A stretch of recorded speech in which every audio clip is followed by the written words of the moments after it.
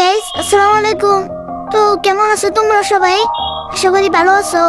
আসলে আমাদের গিল্ডের মাঝে কিছু প্ল্যান লাগতো।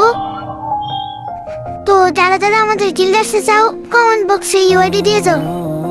আর আমাদের গিল্ডে আপাতত একটা রুলস আছে, ওইটা হলো আমাদের গিল্ডের সবার ব্যানার এক থাকতে হবে। যারা যারা আমাদের গিল্ডে আসবা, গিল্ডে থাকাকালীন ব্যানার চেঞ্জ করতে পারবা না। আর তোমাদের মধ্যে অনেক প্লেয়ারই আছে যারা গিল্ডের মাঝে টাইল দিয়ে ঢুকতে চায়।